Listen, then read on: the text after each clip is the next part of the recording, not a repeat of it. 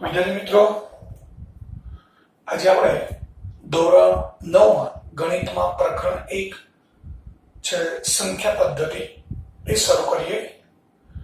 મિત્રો, આ જે પ્રકરણ છે એની અંદર આપણે સૌથી પહેલા તો વિવિધ પ્રકારની સંખ્યાઓ, જેમાં પ્રાકૃતિક સંખ્યા, પૂર્ણ સંખ્યા, પૂર્ણાંક સંખ્યાઓ, સમય સંખ્યા, અસમય સંખ્યા, પૂર્ણાંક સમય સંખ્યાઓ સુધી આપણે 8મા ધોરણમાં ભણી ગયા છીએ. એ ઉપરાંત આ વર્ષે આપણે આ પ્રકરણની અંદર અસમય સંખ્યાઓ ભણવાની છે.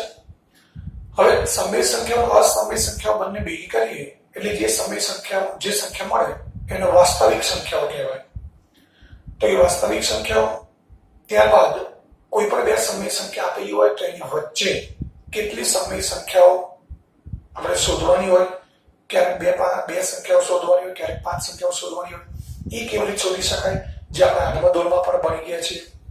ત્યારબાદ કોઈ અસમય સંખ્યા છે, વાસ્તવિક સંખ્યા, ધારો કે વર્ગમૂળ 2 છે, વર્ગમૂળ 3, વર્ગમૂળ 5, આવી સંખ્યા છે એનું સંખ્યા રેખાઓ પર નિરૂપણ કરતા શીખવાનું છે.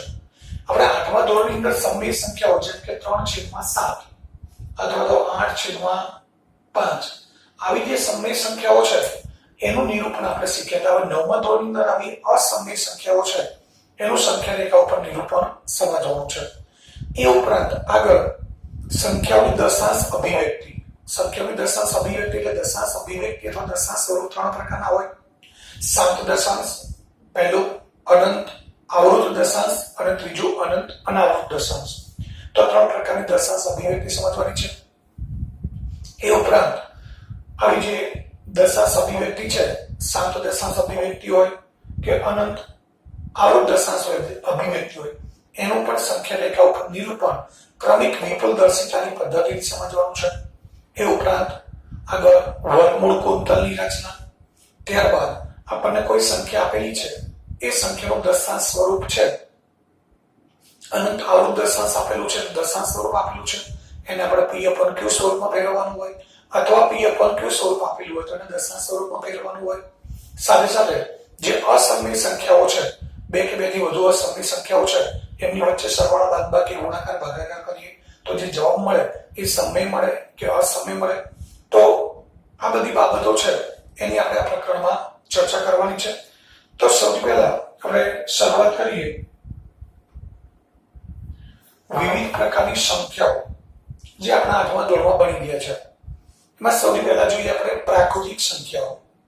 તો મિત્રો, આપણે પ્રાકૃતિક સંખ્યાઓ છે એને નેચરલ નંબર્સ કહેવાય છે. પ્રાકૃતિક એટલે નેચરલ, સંખ્યાઓ એટલે નંબર્સ, તો એને નેચરલ નંબર્સ કહેવાય છે. હવે પ્રાકૃતિક સંખ્યામાં કઈ કઈ સંખ્યાનો સમાવેશ થાય તમે બધા સારી રીતે જાણો છો. 1, 2, 3, 4, 5 થી અનંત સુધીની સંખ્યાઓ, એ બધી પ્રાકૃતિક સંખ્યાઓ છે. હવે આ જે 1, 2, 3, 4, 5 વગેરે જેવી સંખ્યાનો સમૂહ છે એને આપણે પ્રાકૃતિક સંખ્યાઓ કહીએ છીએ. પ્રાકૃતિક સંખ્યાઓ છે એને સંકેતમાં n વડે દર્શાવાય છે. n મિત્રો નેચરલ શબ્દ ઉપરથી આવેલું છે એટલે એનો સંકેત છે n. આપણે અહીંયા લખેલું છે n. તો આપણે લખી શકીએ n બરાબર છે ગણ્યા કૌંસમાં 1, 2, 3, 4, 5, 6 અનંત સુધી લખી શકાય. તો એ સંખ્યાઓ છે એ પ્રાકૃતિક સંખ્યાઓ છે અને એનો જે સમૂહ અથવા ગણ છે એને આપણે n વડે દર્શાવીએ છીએ. પ્રાકૃતિક સંખ્યાઓ છે એ અસંખ્ય છે એટલે કહી શકાય કે સૌથી નાની પ્રાકૃતિક સંખ્યા છે 1. એટલે તમે જોઈ શકો છો સૌથી મોટી પ્રાકૃતિક સંખ્યા છે કઈ છે કોઈ જાણતું નથી, એટલે સૌથી મોટી પ્રાકૃતિક સંખ્યા મળે નહીં. હવે કોઈ પણ બે પ્રાકૃતિક સંખ્યા હોય એ બે સંખ્યાની વચ્ચે કેટલી પ્રાકૃતિક સંખ્યા હોય આપણે સમજવું છે. તો ધારો કે આપણે ઉદાહરણ તરીકે લઈએ 24 અને 11 વચ્ચેની પ્રાકૃતિક સંખ્યાઓ. આ સંખ્યાઓ આપણે શોધવી છે. તો મિત્રો તમને સમજાવેલું જ છે કે બે પ્રાકૃતિક સંખ્યા હોય a અને b, જ્યાં a less than b એટલે a b કરતા નાનો છે. જે નાની સંખ્યા છે આપણે a તરીકે લઈશું, મોટી સંખ્યાને b તરીકે લઈએ. તો આ બંને વચ્ચે કેટલી પ્રાકૃતિક સંખ્યાઓ છે એ જાણવી છે. તો એ જાણવા માટે એ સંખ્યાઓ કેટલી છે એ જાણવાનું સૂત્ર છે b - a - 1. એટલે મોટી સંખ્યામાંથી નાની સંખ્યા બાદ કરો અને એમાંથી એક બાદ કરો તો એ મોટી સંખ્યા છે 24, નાની સંખ્યા છે 11 માઈનસ 1. 24 માઈનસ 11 એટલે 13 વધે, 13 માંથી એક બાદ કરીએ એટલે 12. તો મિત્રો 24 અને 11 વચ્ચે અથવા તો 11 અને 24 વચ્ચે કેટલી પ્રાકૃતિક સંખ્યાઓ છે? 12. તમે મૌખિક ગણતરી કરો તો 11 અને 24 વચ્ચે કેટલી પ્રાકૃતિક સંખ્યાઓ છે? તો 11 પછી 12, 13, 14, 15, 16, 17, 18, 19, 20, 21, 22 અને 23 એટલે 12 સંખ્યાઓ થઈ. તો 11 અને 24 વચ્ચે 12 સંખ્યાઓ છે એ આપણે આ રીતે ગણતરી કર્યા વગર ડાયરેક્ટ આ સૂત્રની મદદથી શોધી શકીએ. એટલે પણ આ ધ્યાન એ રાખવાનું છે કે મોટી સંખ્યા b તરીકે લેવાનું છે, બે માંથી જે નાની સંખ્યા છે એ લેવાની અને સૂત્રમાં કિંમત મૂકવાની b - a - 1. એટલે આ બેનો જે તફાવત હોય b - a એટલે મોટી અને નાની સંખ્યાનો તફાવત, b - a તફાવત, અને એમાંથી એક ઓછા કરો, એક બાદ કરો એટલે આપણને આપેલી બે સંખ્યાઓની વચ્ચેની સંખ્યાઓ મળે. તો આ થઈ મિત્રો પ્રાકૃતિક સંખ્યાઓની વાત. હવે ત્યારબાદ આગળ આવશે પૂર્ણ સંખ્યાઓ. મિત્રો પૂર્ણ સંખ્યાઓ છે જેને આપણે હોલ નંબર્સ કહીએ છીએ, WHOLE.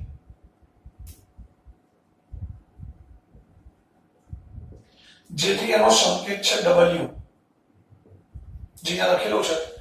પરંતુ પૂર્ણ સંખ્યામાં કોનો સમાવેશ થાય? તો જે પ્રાકૃતિક સંખ્યાઓ જોઈ ગયા આપણે એમાં શૂન્યનો સમાવેશ કરીએ એટલે જે સંખ્યાઓ મળી એ પૂર્ણ સંખ્યાઓ કહેવાય. તો મિત્રો પ્રાકૃતિક સંખ્યાઓ એકથી શરૂ થતી 1 2 3 4 5 6 અનંત સુધી, પરંતુ એમાં શૂન્ય ઉમેરવાની છે. તો શૂન્ય 1 કરતા નાની છે તો આપણે શૂન્યને 1 ની આગળ મૂકી દઈએ એટલે પૂર્ણ સંખ્યાઓ બની ગઈ. તો મતલબ એ થયો કે પૂર્ણ સંખ્યાઓ એટલે 0 1 2 3 4 5 થી અનંત સુધીની સંખ્યાઓ, એને આપણે પૂર્ણ સંખ્યાઓ કહીશું. તો એનો સંકેત છે W, એટલે આપણે લખી શકીએ W બરાબર છગડીયા કૌંસમાં 0 1 2 3 4 5 6 અનંત સુધી લખી શકાય. પૂર્ણ સંખ્યાઓ પણ અસંખ્ય છે.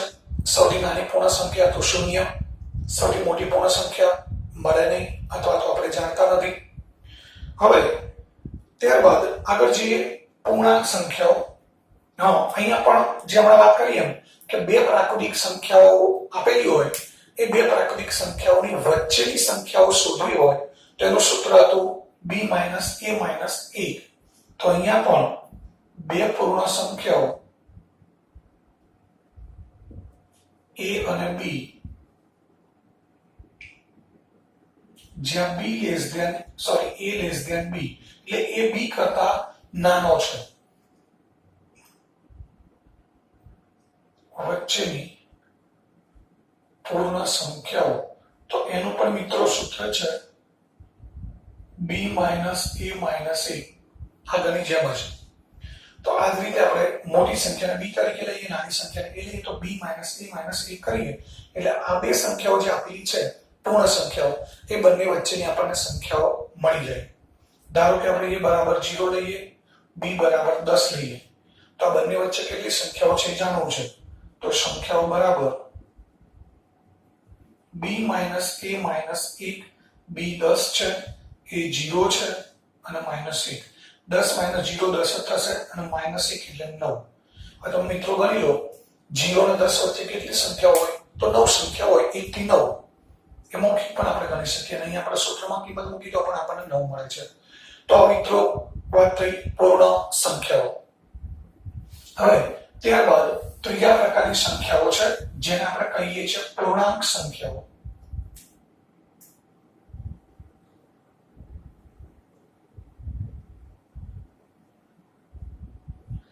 પૂર્ણાંક સંખ્યાઓ છે ને અંગ્રેજીમાં ઇન્ટીજર્સ કહેવાય છે,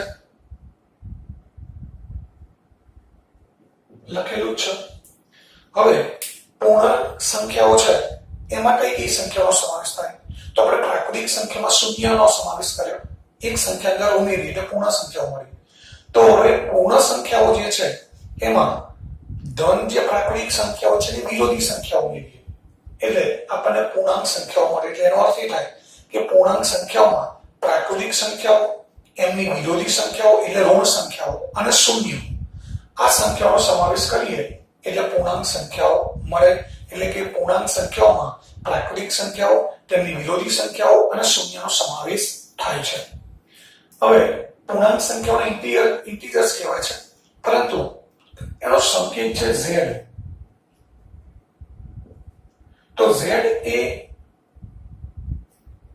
આપણે આ રીતે લખી શકીએ પૂર્ણાંક સંખ્યાઓ છે તો -3 -2 -1 0 1 2 3 આ રીતે લખી શકીએ તો આ પૂર્ણાંક સંખ્યાઓ થઈ જેમાં આ પ્રાકૃતિક સંખ્યાઓ છે 1 થી અનંત સુધીની આ બધી એમની વિરોધી છે જેમ કે 1 ની વિરોધી -1 2 ની વિરોધી -2 3 ની વિરોધી -3 એટલે પ્રાકૃતિક સંખ્યાઓ એમની વિરોધી સંખ્યાઓ અને શૂન્ય એ બધાનો સમાવેશ પૂર્ણાંક સંખ્યાઓમાં થાય હવે સંકેત z છે એ શબ્દ ઝેલન પરથી આવેલો છે ZHLEN આ ઝેલન શબ્દ પરથી આવેલો છે એનો અર્થ થાય છે સંખ્યા અથવા ગણવું ઝેલન એનો અર્થ છે જર્મન ભાષાનો શબ્દ છે એનો અર્થ છે સંખ્યા અથવા ગણવું એટલે સંકેત અહીંયા i નથી પણ z છે તો મિત્રો આ થઈ પૂર્ણાંક સંખ્યાની વાત આપણે આગળના દોરમાં ભણી ગયા છીએ હવે પૂર્ણાંક સંખ્યાઓ પણ અનંત છે એવું આપણે કહી શકીએ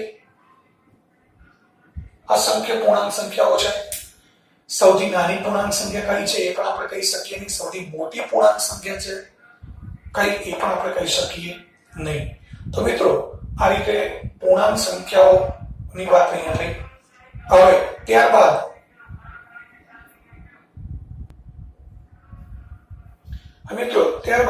આગળ જોઈએ આપણે સમય સંખ્યાઓ જેને રેશનલ નંબર્સ કહેવાય છે અને સમય સંખ્યાઓની વ્યાખ્યા પણ આપણે આગળના દોરમાં ભણી ગયા છીએ કે જે સંખ્યાને p છેદમાં q જ્યાં એ વ્યાખ્યા લખેલી છે તમારી સામે જે સંખ્યાને p છેદમાં q જ્યાં p અને q બંને પૂર્ણાંક છે અને q નોટ ઇક્વલ ટુ 0 સ્વરૂપમાં દર્શાવી શકાય તે સંખ્યાને સમય સંખ્યા કહે છે મિત્રો સમય સંખ્યા ખાસ સમજવી જરૂરી છે કારણ કે ઘણા બધા વિદ્યાર્થીઓને ભૂલ સમય સંખ્યાને સમજવામાં થતી હોય છે એટલે બરાબર ધ્યાનથી સમજો જે સંખ્યાને p છેદમાં q જ્યાં p અને q પૂર્ણાંક છે અને q નોટ ઇક્વલ ટુ 0 સ્વરૂપમાં દર્શાવી શકાય તેવી સંખ્યાને સમય સંખ્યા કહે છે માટે આપણે લખી શકીએ સમય સંખ્યા બરાબર p છેદમાં q મિત્રો માત્ર p છેદમાં q સમય સંખ્યા નથી એના માટેની શરત પણ યાદ રાખવાની છે કે p પૂર્ણાંક સંખ્યા છે q પણ પૂર્ણાંક છે હવે p પૂર્ણાંક છે અર્થ એ થાય કે p ની કિંમત છે એ ધન ઋણ કે શૂન્ય હોઈ શકે q પણ પૂર્ણાંક છે પણ એ શરત એ છે q નોટ ઇક્વલ ટુ 0 એટલે q પણ પૂર્ણાંક છે પરંતુ q ની કિંમત શૂન્ય ન આપણે લઈ શકીએ એટલે q ની કિંમત ધન અથવા ઋણ લઈ શકાય તો મિત્રો આ ખાસ સમજવાનું છે કે કોઈ પણ સમય સંખ્યા છે આપણે p upon q સ્વરૂપમાં દર્શાવી શકીએ જ્યાં p એટલે અંશ p ને આપણે અંશ કહીએ છીએ અને q ને છેદ કહીએ છીએ તો જે અંશ છે એ અંશ ધન ઋણ કે શૂન્ય હોઈ શકે અંશ છે એ ધન ઋણ શૂન્ય હોઈ શકે જ્યારે છેદ છે એ ધન અથવા ઋણ હોય પરંતુ શૂન્ય ન હોય તો આવી સંખ્યાઓને આપણે સમય સંખ્યાઓ કહીએ છીએ હવે સમય સંખ્યા ગણ જે છે અથવા તો સમૂહ છે એનો સંકેત છે આ પણ મિત્રો સમય સંખ્યા માટે આ જે સૂત્ર મેં લખ્યું છે સૂત્ર તો આમ ન કહી શકાય પણ સમય સંખ્યાનું સ્વરૂપ એ ખાસ યાદ રાખવાનું છે કે સમય સંખ્યા બરાબર p છેદમાં q જ્યાં p અને q પૂર્ણાંક q નોટ ઇક્વલ ટુ 0 આ એનું સમય સંખ્યાનું સ્વરૂપ છે હવે આ સમય સંખ્યાનો જે ગણ છે એને રેશનલ નંબર્સ કહેવાય છે પરંતુ એનો સંકેત r નથી એનો સંકેત છે q હવે r શબ્દ છે r રેશનલ એ રેશિયો શબ્દ ઉપરથી આવેલો છે અને રેશિયો એટલે ગુણોત્તર અને q શબ્દ છે એ અંગ્રેજી શબ્દ કોશન્ટ QOTIENT આ કોશન્ટ પરથી આવેલો છે અને એનો અર્થ થાય છે ભાગાકાર કોશન્ટનો અર્થ છે ભાગાકાર એટલે એનો સંકેત છે q હવે એના આપણે કેટલાક ઉદાહરણ જોઈએ તો ઉદાહરણ લખેલા છે જેમાં 1/5 લખેલો છે એ સિવાય બીજા ઉદાહરણ લખી દઉં છું 1/5 છે 2/3 -4/7 0.08 11/3 5 -10 0 મિત્રો બધી જ સંખ્યાઓ છે એ સમય સંખ્યાઓ છે 1/5 2 તૃતીયાંશ -4 0.08 11 તૃતીયાંશ 5 -10 અને 0 આ બધી સંખ્યાઓ સમય સંખ્યાઓ છે એનું કારણ એ છે કે દરેક સંખ્યાને આપણે p છેદમાં q જ્યાં p અને q પૂર્ણાંક q નોટ ઇક્વલ ટુ 0 સ્વરૂપમાં આપણે દર્શાવી શકીએ છીએ તમે જોઈ શકો છો 1/5 એટલે p બરાબર 1 થશે q બરાબર 5 થશે જેમાં 1 એ પૂર્ણાંક સંખ્યા છે અને 5 છે એ પણ પૂર્ણાંક છે પણ એક ધન પૂર્ણાંક છે 2 તૃતીયાંશ લઈએ તો p બરાબર 2 q બરાબર 3 હવે 0.08 ને આપણે સરખાવા છે મિત્રો 0.08 તો 8/100 લખી શકીએ આપણે જો p બરાબર 8 થશે q બરાબર 100 થશે તો 8 અને 100 બંને આ શરતનું પાલન કરે છે 11/3 5 લઈએ તો 5 બરાબર આપણે 5/1 લખી શકીએ તો p બરાબર 5 q બરાબર 1 થશે એ જ રીતે 0 લઈએ તો 0 બરાબર 0/1 લખાય તો p બરાબર 0 q બરાબર 1 અહીંયા p પૂર્ણાંક છે એટલે p ની કિંમત તો 0 હોઈ શકે એટલે p ની કિંમત 0 મળે છે q ની કિંમત 1 મળે છે તો મિત્રો બધી જ સંખ્યાઓ છે એ સમય સંખ્યાઓ છે અને આવી અસંખ્ય સમય સંખ્યાઓ આવેલી છે તો સૌથી નાની સમય સંખ્યા કે સૌથી મોટી સમય સંખ્યા કઈ છે આપણે જાણી શકીએ નહીં અને બીજું મિત્રો કે આપણે અગાઉ જે પ્રાકૃતિક સંખ્યાગણ પૂર્ણ સંખ્યાગણ પૂર્ણાંક સંખ્યાગણ એ બધાને આપણે છગડીયા કૌંસની અંદર સંખ્યાઓ વડે દર્શાવતા હતા એટલે કે સંખ્યાઓની યાદી કરતા હતા એટલે એને યાદીની રીત કહેવાય એ ગણને દર્શાવવાની યાદી રીત પરંતુ આ જે સમય સંખ્યાગણ q છે એ q માટે આપણે અંદર સમય સંખ્યાઓની યાદી બનાવી શકીએ નહીં જો q ને લખવું હોય તો આપણે આ રીતે લખી શકીએ p છેદમાં q જ્યાં p અને q પૂર્ણાંક છે q નોટ ઇક્વલ ટુ 0 આવું જ લખવું પડે એનું કારણ એ છે મિત્રો કે અહીંયા આ જે સમય સંખ્યા છે એની અંદર મેં નીચે ઉદાહરણ લખ્યા હતા તે ઉદાહરણમાં તમે જોયું હોય તો શૂન્યનો સમાવેશ થાય ધન પૂર્ણાંક પણ આવે ઋણ પૂર્ણાંક આવે ધન અપૂર્ણાંક આવે ઋણ અપૂર્ણાંક પણ આવે આ બધી સંખ્યાઓ અંદર સમય સંખ્યાઓમાં આવે હવે જો આપણે આ રીતે લખીએ 0 1 3 દૂત્યાંશ 2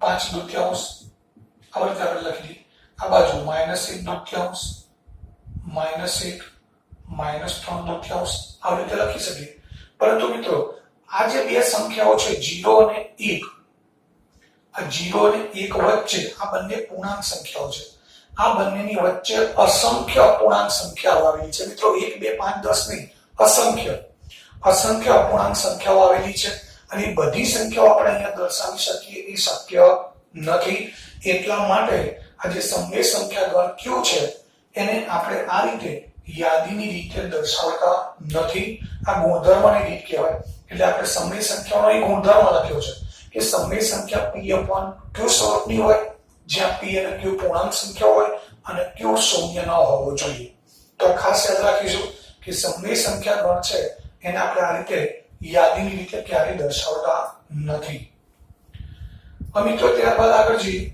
તો સમય સંખ્યાઓ છે એ p/q છે એ કોઈ એક સમય સંખ્યા આપણે પસંદ કરીએ તો એક જ સમય સંખ્યાને આપણે ઘણી બધી અલગ અલગ રીતે લખી શકીએ એનો અર્થ એ થયો કે સમય સંખ્યાને અનન્ય રીતે દર્શાવી શકાય એવું જરૂરી નથી એક જ સમય સંખ્યાને આપણે ઘણી બધી રીતે દર્શાવી શકીએ એમાં તમને ઉદાહરણ સમજાવેલું છે 1/5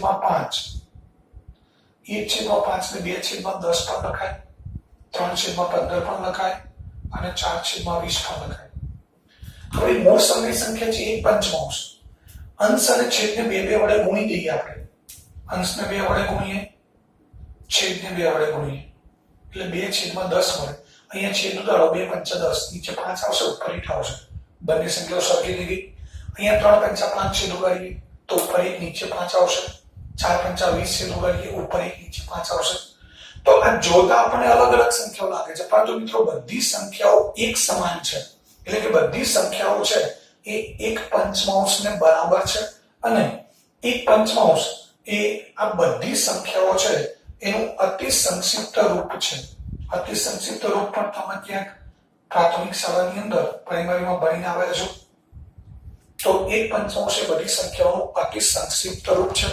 તો આ રીતે આપણે કહી શકીએ કે સમય સંખ્યાઓ છે એ સમય સંખ્યાઓ એક જ સમય સંખ્યા છે એને આપણે ઘણી બધી રીતે તો આપણે 4 જ સંખ્યાઓ લખી છે, બાકી આવી અસંખ્ય સંખ્યાઓ લખી શકાય જે દરેકનું મૂલ્ય 1/5 હોય. તો આવી એક સમય સંખ્યા છે એને આપણે અલગ ઘણી બધી રીતે દર્શાવી શકીએ છીએ. હવે ત્યારબાદ